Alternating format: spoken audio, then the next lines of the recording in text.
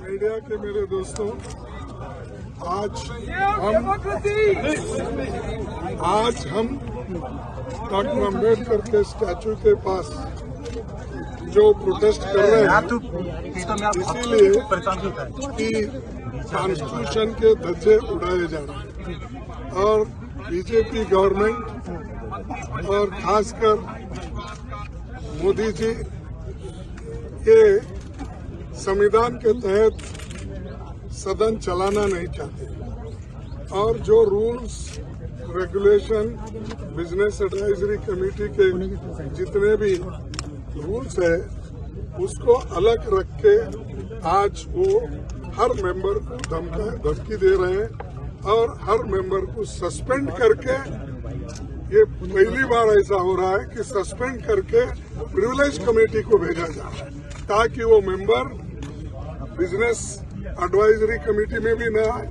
वो मेंबर हालांकि हमारे आदिर रंजन चौधरी जी के चेयरमैन है पब्लिक अकाउंट्स कमेटी के, वो पब्लिक अकाउंट्स कमेटी भी न आए और सीएजी की रिपोर्ट में भी वो हिस्सा न ले, क्योंकि जो कमियां हैं सरकार की गलतियां हैं वो सीएजी में बताते हैं। तो वो उससे दूर करने के लिए उनको ऐसा सस्पेंड किया है कि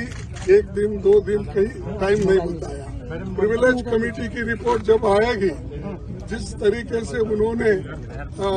अपने रजनी पाटिल जी को किया था उसी तरीके से इनको आज को किए हैं,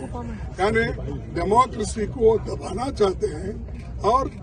संविधान के तहत चलना नहीं चाहते। इसीलिए आज हम यहाँ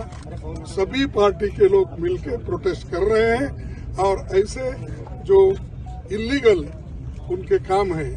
बेकानूनी काम जो है, इसके खिलाफ हम लड़ते रहेंगे और फिर सदन जब शुरू हो जाएगा उस वक्त भी हम ये बात रखेंगे और उनको कहेंगे।